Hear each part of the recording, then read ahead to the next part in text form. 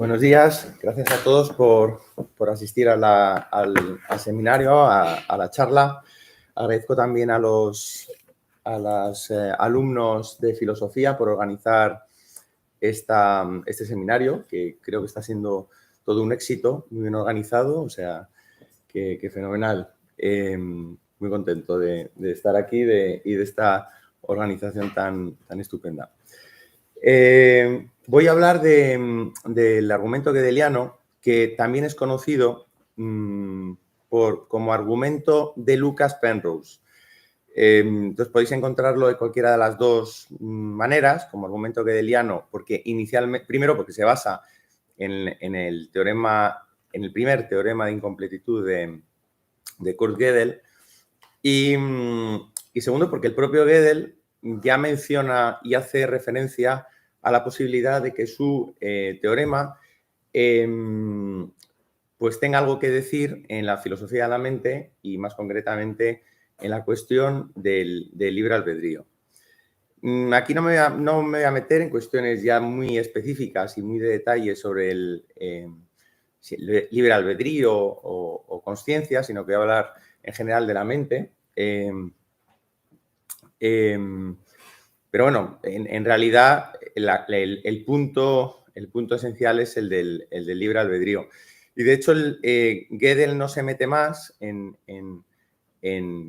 discutir o en ver, digamos, en intentar llevar más lejos esta afirmación que hace un poco de pasada y ni siquiera hace esa mención en la conferencia en la cual presenta el teorema de incompletitud, sino que lo hace muchos años más tarde en unas conferencias Gibbs, creo, no recuerdo bien si era en la década de los 50 o la década de los 60. O sea que mucho más tarde de presentar su teorema de incompletitud, sus teoremas de incompletitud y el teorema de completitud, que siempre se olvida.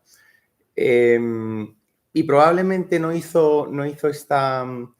entró más a fondo en esta cuestión, por lo que decía Alejandro, porque es un lógico, además probablemente es el mejor lógico del siglo XX, quizás de la historia.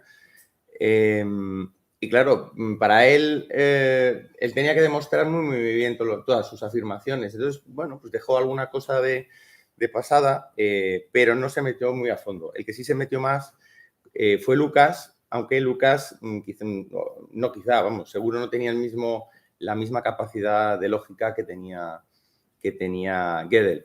Entonces, lo que sí hizo Lucas y que Gödel no tenía, o sea, uno tenía más capacidad lógica, pero el otro tenía más capacidad de provocar, lo que tenía Lucas, y un filósofo de la Universidad de Oxford, y también, digamos, bajar la discusión un poco al público en general, o sea, el lenguaje un poco más accesible que el lenguaje lógico-matemático. Entonces voy a empezar, mi presentación va a ser menos, un segundito, voy a poner, ¿cómo se pone más grande para que se vea toda la pantalla? ¿Aquí? Más arriba del todo. Aquí. Este. En ver. Perfecto. Bueno, en primer lugar, ¿pueden pensar las máquinas? ¿No? Esa es la pregunta que nos estamos haciendo todos, si pueden pensar las máquinas. Esta película está muy bien, aparte de Blade Runner, una buena película para ver pues estas cuestiones de filosofía de la mente y más en concreto del test de Turing, del que hablaré más tarde. Pues esta película os la recomiendo. Pero luego hay otra pregunta también que pocas veces nos hacemos, que si piensan los perros o los animales en general. He puesto un perro, la imagen de un perro que se dice que es el mejor amigo del hombre. Yo tengo un gato, he tenido perro, tengo un gato, pero una gata. Pero bueno, digamos que perros, gatos, elefantes, ¿no? Animales un poco que consideramos más cercanos a lo que podría ser una mente cercana a la de un ser humano, ¿no? Había quien negaba la cuestión de la mente a los animales, es una cuestión que habría que ver. Por ejemplo, Descartes, que sí afirmaba que los seres humanos no somos máquinas, sí que decía que los animales sí son máquinas, o sea, que actúan como si no fueran máquinas, pero son máquinas en el fondo.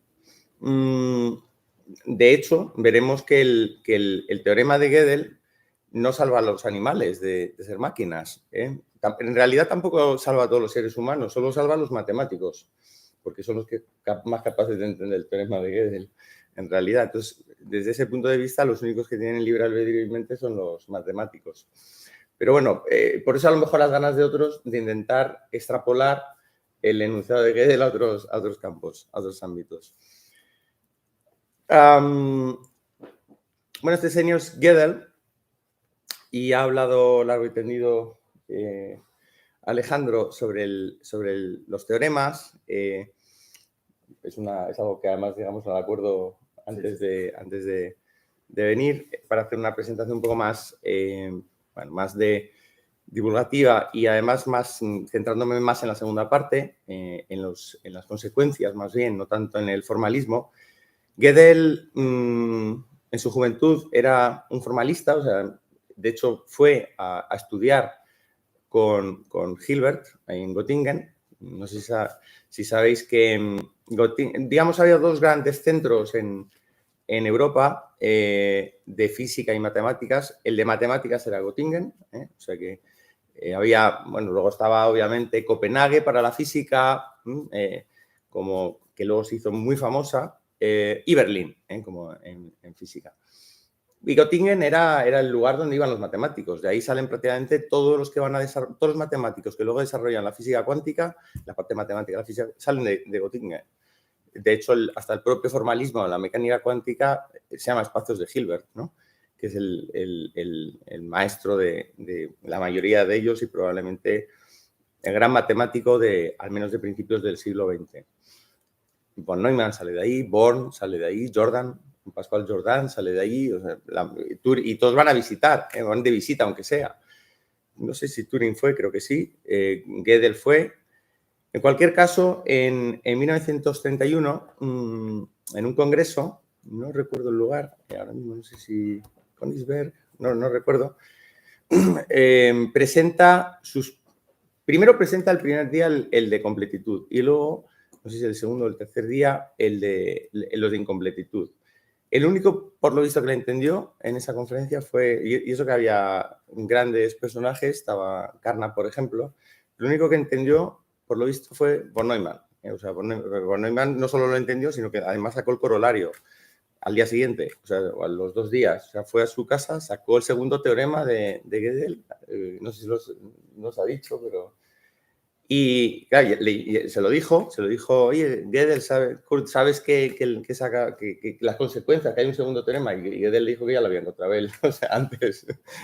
Pero eso demuestra un poco la capacidad de estos lógico-matemáticos, ¿no? En especial también von Neumann.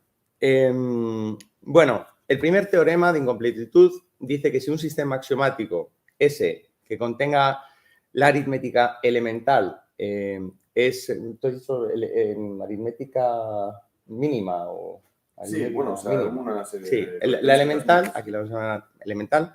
Si un sistema axiomático S que contenga la aritmética elemental es consistente, entonces podemos encontrar una proposición G que sea verdadera, pero indemostrable dentro del sistema.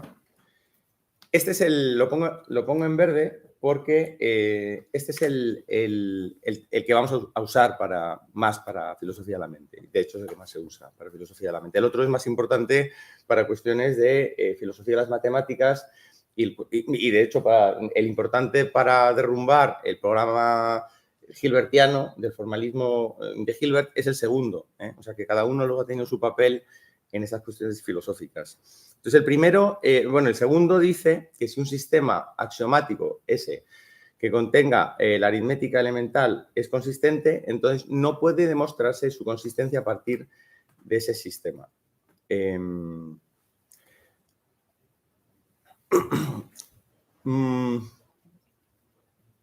Alan Turing, años más tarde, no muchos años más tarde, en 1965, muestra que el teorema de Gödel es traducible a procedimientos mecánicos, a procedimientos de demostración mecánica. De ahí sale su publicación, saca o muestra la máquina de Turing. Si me queda tiempo al final, tengo un ejemplo. Bueno, no lo voy a mostrar ahora. Tengo un ejemplo sobre cómo funciona una máquina de Turing, así que si queda tiempo hablaré un poco de ello para que veáis un poco cómo funciona. Un ejemplo muy sencillito. De hecho, para comprobar expresiones bien formadas de la lógica matemática. O sea, que es útil para primero de lógica. Entonces, lo que hace Turing es demostrar que existe, con la máquina de Turing, demostrar que existen procedimientos mecánicos de demostración equivalentes a los sistemas formales de decidibilidad de Kurt-Gödel. Traducido, la no decidibilidad, traducida al lenguaje turingiano, por decirlo así, hablaríamos de no computabilidad, que ahora mencionaré sin entrar en detalles técnicos, solo por encima para que se entienda. Entonces, digamos, la traducción va en dos vías, o la equivalencia va en los dos sentidos, perdón. Por un lado, podemos traducir un sistema formal lógico-matemático con precauciones, con todas las precauciones de las que hablaba Alejandro. Pues los lógicos matemáticos son muy cuidadosos con esto, ¿no? Entonces se cuida muy bien de que sea un conjunto enumerable y que sea omega consistente, y etcétera, etcétera, y que sea eficiente y, en fin, muchos detalles lógico-matemáticos que yo he resumido con ciertas precauciones. En un procedimiento, entonces, es equivalente a un procedimiento de demostración mecánica. Y al revés, en otro sentido, un procedimiento mecánico, el que sea, es traducible o es convertible en un sistema formal lógico-matemático. Y esto no solo es cierto con sistemas tipo máquinas de Turing y también, obviamente, que esté basado en la lógica formal y al menos en la aritmética simple, sino que también es verdadero para máquinas más elaboradas, diferentes, que salen, o más modernas, con una arquitectura tipo von Neumann. Y también para sistemas conexionistas. O sea, sistemas conexionistas son, por ejemplo, las redes neurales, o redes neuronales. Son sistemas que se basan en unos patrones de reconocimiento, de retroalimentación, que no son, que en lo que no se parecen a los sistemas tipo Turing, si se quiere, y desde luego tipo von Neumann, es que no tienen sistemas de simbolización, o sea, no simbolizan, solo tienen nodos, aristas y básicamente se basan en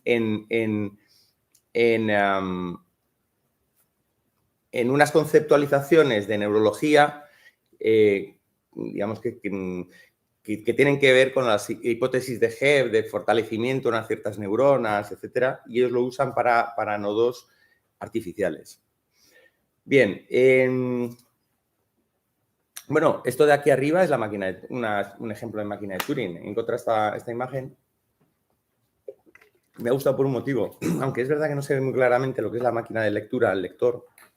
Si se ve primero los unos y los ceros, una máquina de Turing tiene unos y ceros, o sea que es binaria. Además, es importante que tenga, y de hecho así lo formuló Turing, una cinta infinita para no tener problemas de computación, obviamente idealmente infinita, no se puede tener una cinta infinita, pero idealmente infinita es lo que presenta Turing. No sé si me dejo alguna cuestión importante con respecto a la máquina de Turing.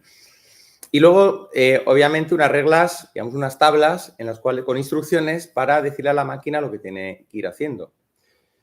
El problema de las máquinas, de la digamos, el problema lo que demuestra Turing, y es el equivalente al problema de la indecidibilidad de Gödel, es el problema de la parada. El problema, si una cuestión matemática, un problema matemático no puede ser resuelto con una computación. Por ejemplo, la conjetura de Goldbach, hay más ejemplos, hay muchísimos. Y luego hablaré, por ejemplo, luego daré algunos ejemplos del mundo, posibles ejemplos del mundo físico, físico material me refiero. La conjetura de Goldbach dice que todo número par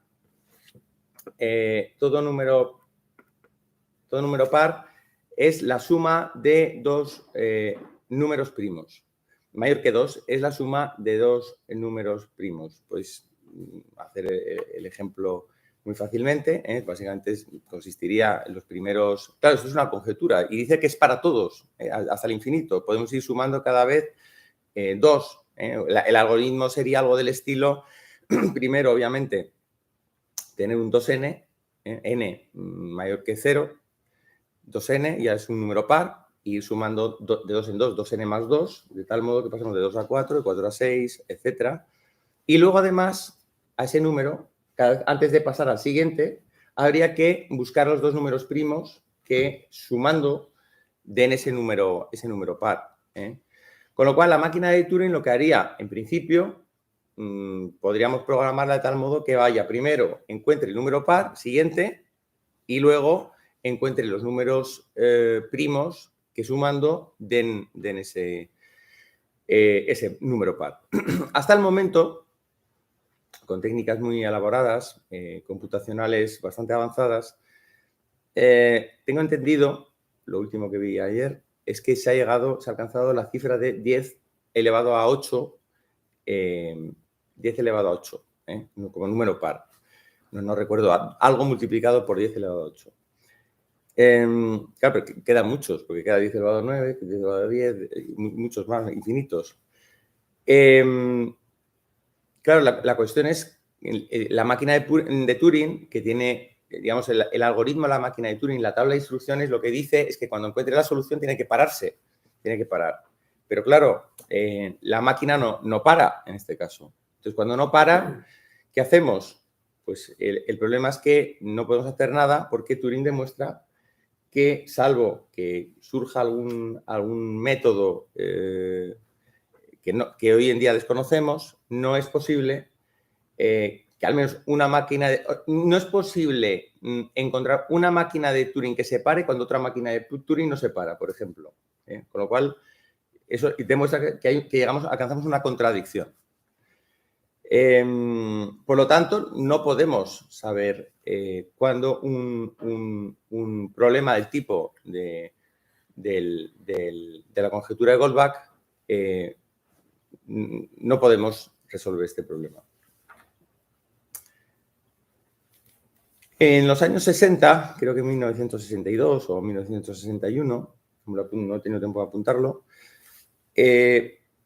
publica John Lucas, profesor de la Universidad de Oxford, y que tiene un libro, por cierto, para quien esté interesado en el libre albedrío, que se titula The Freedom of the Will. Freedom of the Will, no es muy largo y muy interesante. Y además habla un poco también del teorema de Gödel.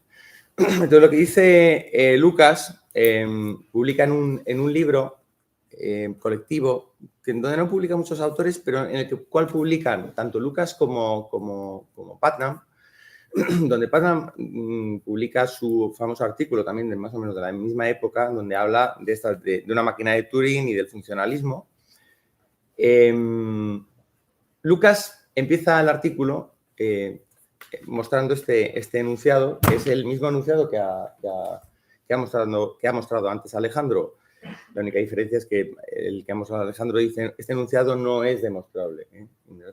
Es lo mismo que indemostrable dentro del sistema. Entonces, el razonamiento que hace, obviamente, es un razonamiento de amigos, o sea, de filósofos no lógico-matemáticos que no entran al detalle, pero para entendernos no está mal. Obviamente haría falta entrar en todos los detalles de enumerar cada cadena de las demostraciones formales de una demostración formal de cada teorema, ¿no? Bueno, lo que dice Lucas es que si este enunciado es falso, entonces es demostrable, puesto que si este enunciado es indemostrable dentro del sistema, si eso es falso, entonces el enunciado es demostrable. Pero solo puede demostrarse aquello que es verdadero. Lo falso no puede demostrarse. Y aquí hago un pequeño inciso, porque a veces tengo alumnos que me dicen que hay cosas falsas que se pueden demostrar. Se puede demostrar algo, se puede demostrar que algo es falso, pero no se puede demostrar que algo que es falso. El qué es importante. ¿Dónde se coloque el qué? Se puede demostrar que algo es falso, pero no se puede demostrar algo que es falso. El que es, si baila delante o detrás es muy importante. Entonces, ese es el detalle. Entonces ya se entiende. Algo que es falso no se puede demostrar, obviamente. Pero sí se puede mostrar que algo que es falso. Ah, ya me he liado yo. Que algo es falso. Que algo es falso.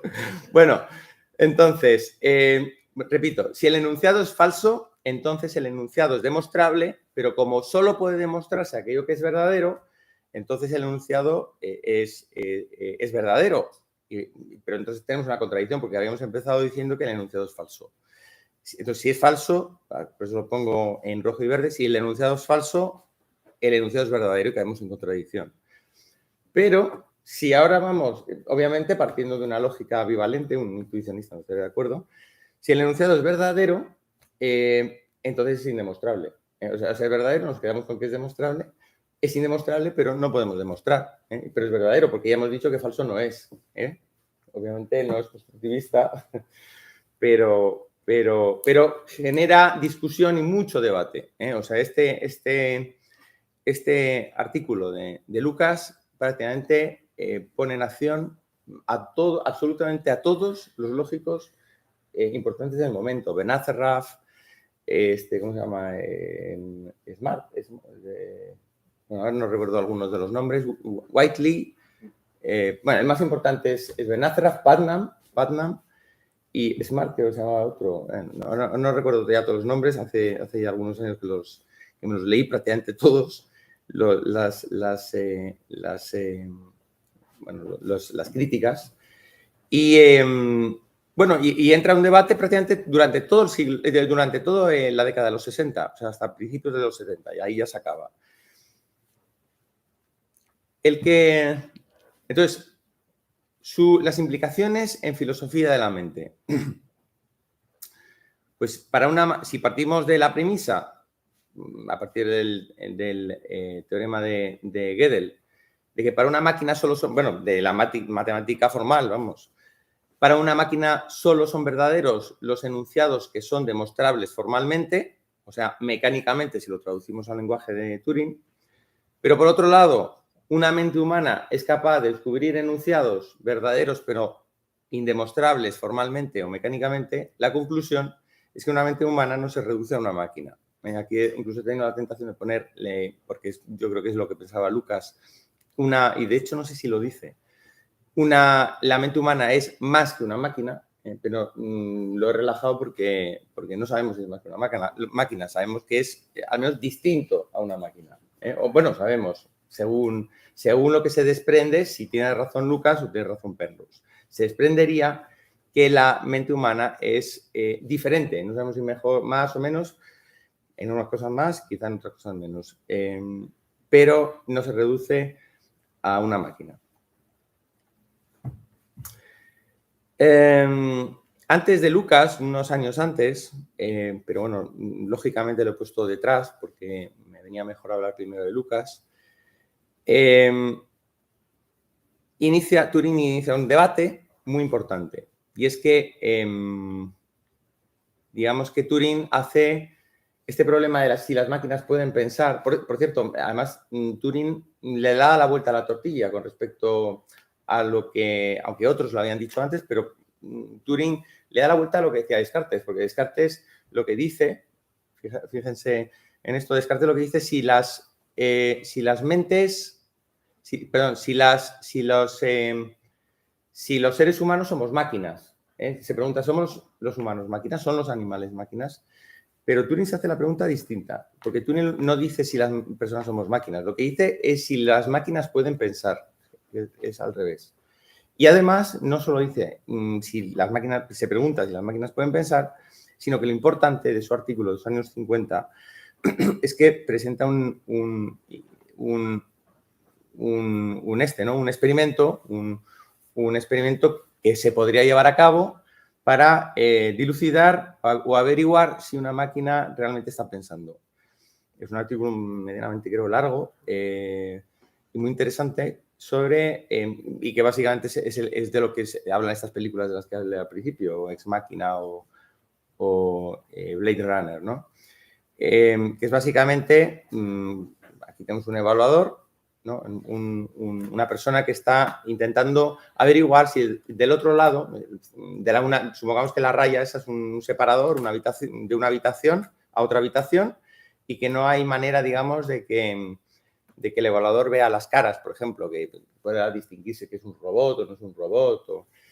Y entonces tiene que dilucidar si del otro lado quién es el ser humano o quién es la máquina. La máquina ¿quién es el ser humano? ¿No? Es lo que tiene que intentar averiguar. El ser humano, obviamente, se hace pasar por ser humano e intenta, obviamente, trata de dar con ejemplos o contestar cosas que la máquina no pueda contestar. Y la máquina se intenta hacer pasar por persona, por un ser humano, por una mente humana. Claro, si el evaluador, por ejemplo, pregunta para intentar poner una trampa a la máquina, pues, ¿qué resultado da? 3.995 millones multiplicado por 223. La máquina, obviamente, lo que responde si es inteligente y se tiene que hacer pasar perfectamente por un ser humano, es decir, pues no lo sé, es una cifra muy, muy elevada para un ser humano, ¿no? Entonces, cada uno tiene un poco, la máquina tiene que hacerse pasar y entonces esto es uno de los trucos que tendría que hacerse la tonta, digamos, en este sentido, desde el punto de vista computacional. Y el ser humano intentar encontrar ejemplos que sean extremadamente sutiles para una máquina. Algo que sus programadores no hayan caído en crear, en programar en la máquina. Ejemplos absolutamente sutiles.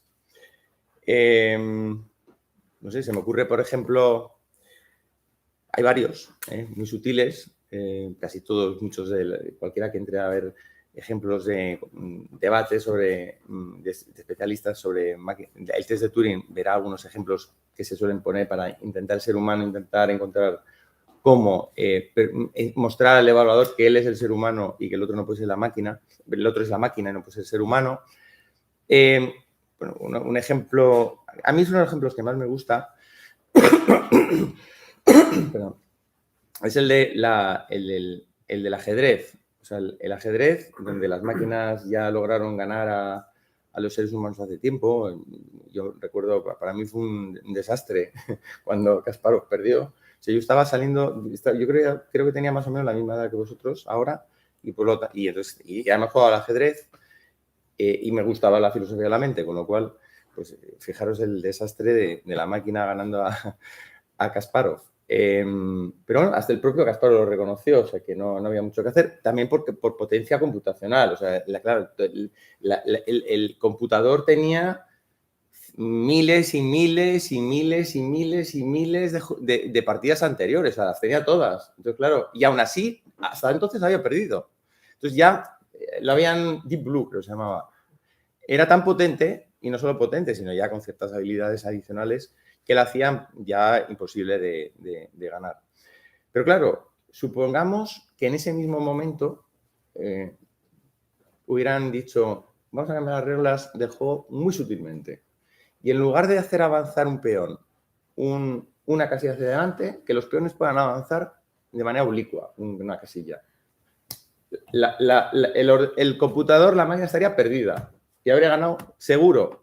Sí, seguro, Kasparov. Básicamente no estaba en las reglas del juego de de la máquina jugar de otra manera que no fuera la que le habían colocado en miles de millones de partidas.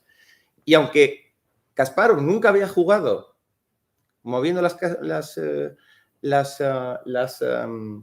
que son los peones de manera oblicua, al menos habría intentado algo. La máquina se habría quedado parada.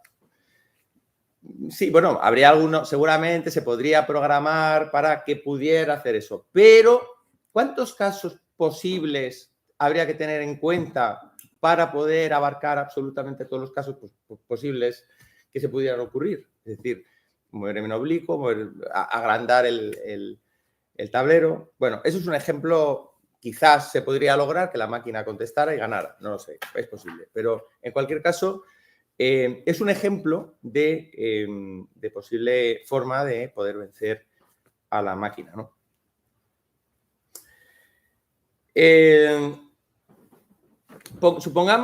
Supongamos que la máquina es capaz de superar el test de Turing en absolutamente todas las posibilidades, absolutamente en todos los juegos, absolutamente en cualquier circunstancia, ¿eh?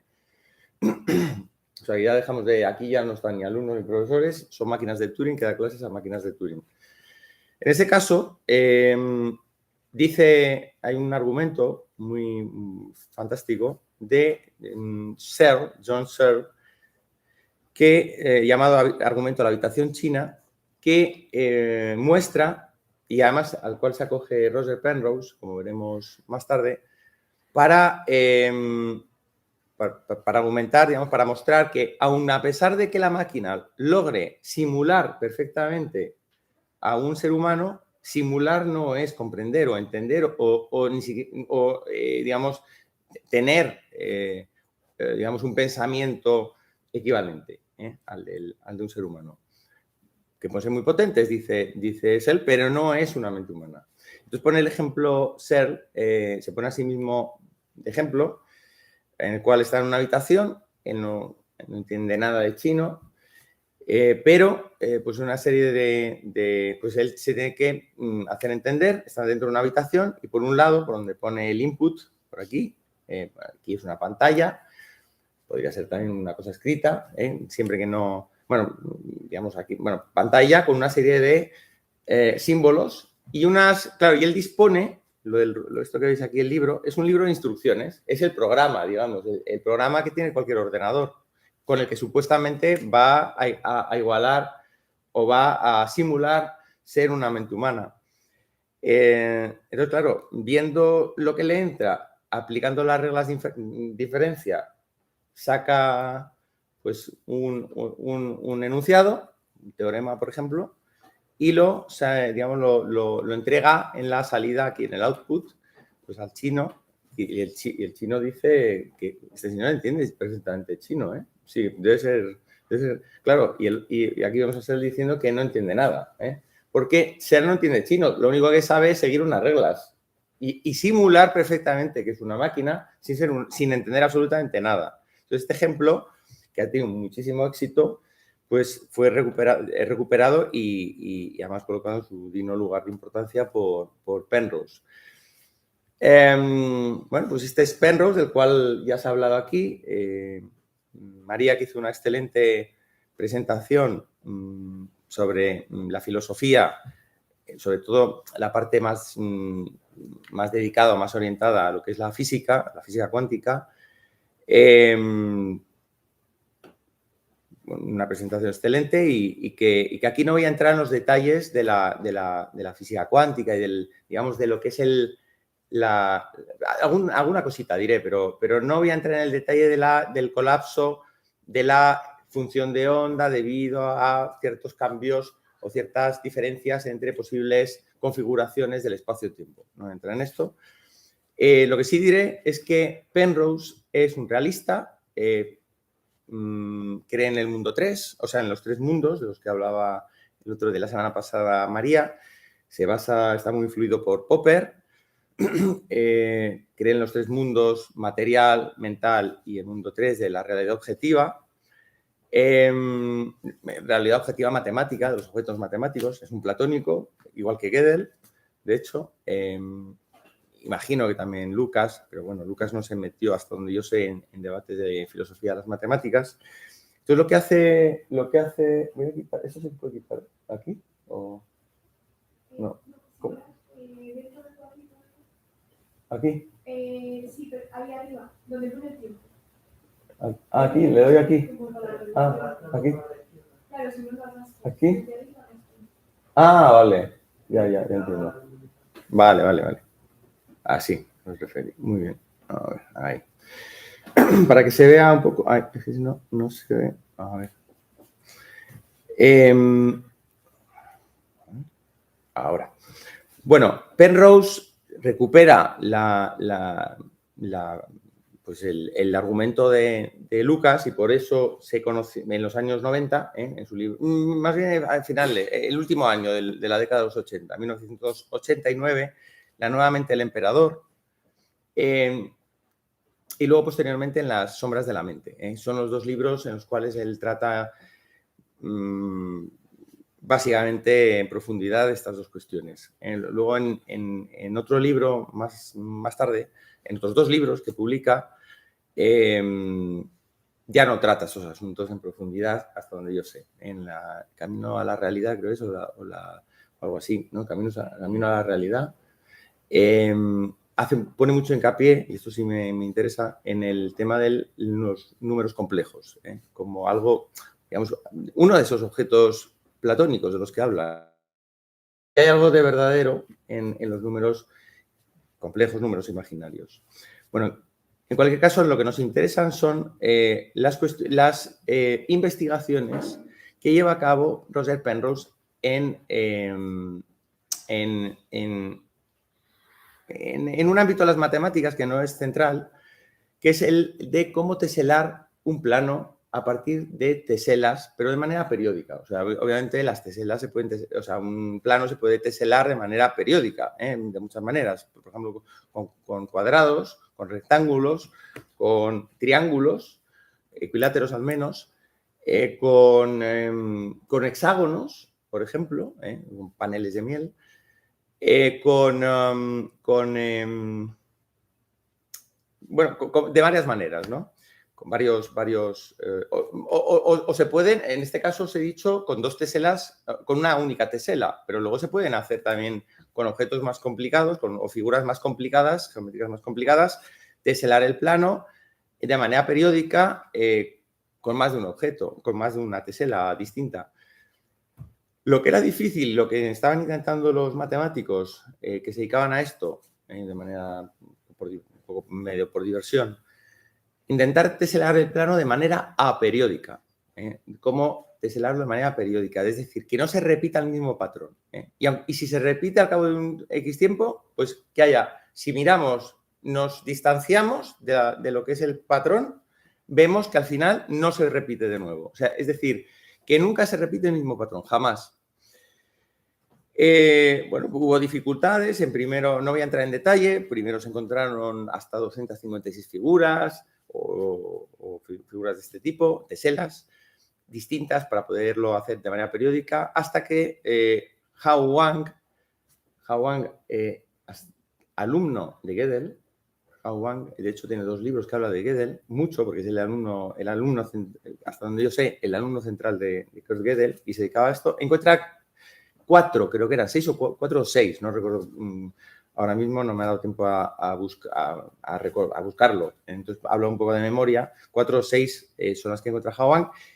Y Penrose, en los años, esto sí no recuerdo en qué año lo hizo, en los años 80 puede ser,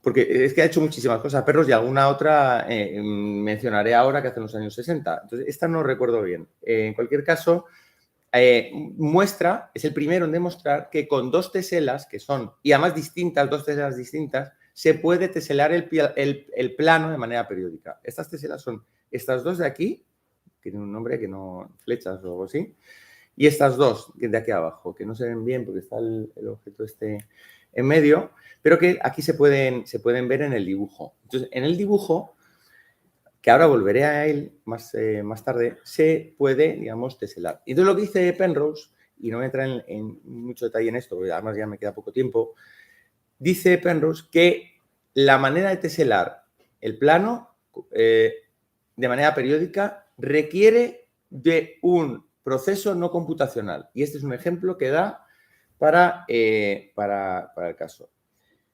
Y eso no es solo un sistema digamos que se inventa o encuentra, sino que dice que está replicado en la naturaleza. Porque, de hecho, si imagináis esto de manera tridimensional, podréis ver como que hay como cubos y cosas así. Aquí hay un cubo. Entonces, lo que hay es una simetría quíntuple que fue posteriormente demostrado que, digamos, que a nivel tridimensional muestra lo que en un plano serían las figuras de las teselas de Penrose. Concretamente, y lo tengo aquí apuntado, pues si no se me olvidaría de los nombres, el cristalógrafo Paul Steinhardt demostró en un artículo titulado New Perspectives on Forbidden Symmetries, Quasi-Crystals and Penrose Tilings, en 1996 en Proceedings of the National Academy of Sciences, una revista muy importante de PNAS, que las teselaciones de Penrose guardan estrecha relación con los cuasicristales descubiertos por Dan Shettman en 1984, que le valieron el Premio Nobel de Química en 2011. Pero es que vamos a ver un detalle muy importante, y esto es un repaso histórico sobre la juventud de Penrose que poca gente sabe. No, esta no es. Bueno, estas son las mosaicos, hoy en día se conocen como mosaicos de Penrose, pero esto es a lo que quería yo ir. El padre de Lionel Penrose. El padre de Lionel Penrose era un genetista y además trabajaba, y quizás de ahí un poco el interés de Penrose también el tema de la mente, trabajaba sobre enfermedades mentales. Y de hecho, tuvo mucho que hacer durante la Primera Guerra Mundial. Y luego estuvo interesado en los años 50 en crear máquinas autorreplicantes. En YouTube, si ponéis máquinas autorreplicantes, cristales aperiódicos Penrose, encontraréis filmaciones, cómo están grabadas, algunos ejemplos con esto que veis aquí son objetos de madera tridimensionales que se puede ver cómo los mueven, y una vez que se juntan dos, como que se juntan todos. Y entonces consiguen crear modelos de madera que ellos llamaron cristales aperiódicos con su padre. Había demostrado, por lo visto alguien lo había encontrado antes, pero había encontrado Penrose este triángulo, conocido hoy como triángulo de Penrose, que está reproducido en algunos grabados de Escher. Es decir, y le gustaban estas cosas de contradicciones y de cosas posiblemente no computacionales. Entonces, voy a mirar un poco la relación. A mí me interesó buscar qué relación podía haber entre este interés que tenía la periodicidad y las cuestiones no computacionales. Creo que están detrás de la idea de Penrose. Es decir, Penrose, no sé si me he saltado aquí, sí, aquí me he saltado una cosa. Aquí he puesto a Lionel Penrose diciendo, lo llamaré cristales aperiódicos en honor a Schrödinger.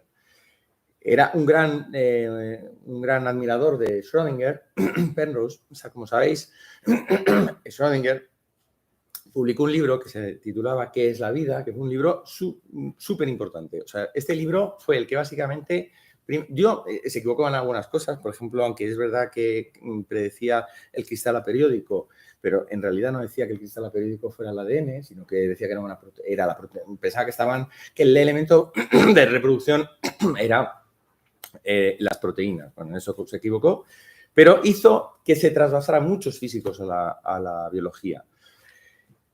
Y yo creo que Penrose cree que en la mente puede estar procesos no computacionales, algo equivalente a lo que Schrödinger encontró o propuso como cristal aperiódico. No es casualidad que, por ejemplo, Penrose, no sé si le propusieron o él se propuso, escribir en versión inglesa el prólogo del texto de Schrödinger publicado en inglés. No me da tiempo ya a entrar a las máquinas de Turing. Entonces, dejo ahí la cuestión del origen de las ideas de Penrose sobre los procesos no computacionales. Solo diré una cosa última para acabar. Penrose, además de las máquinas autorreplicantes, por ejemplo, fijaros que era lo que no lo he hecho, la similitud entre estas máquinas y esto sistema periódico que él dice que es no computacional, o sea, es muy similar.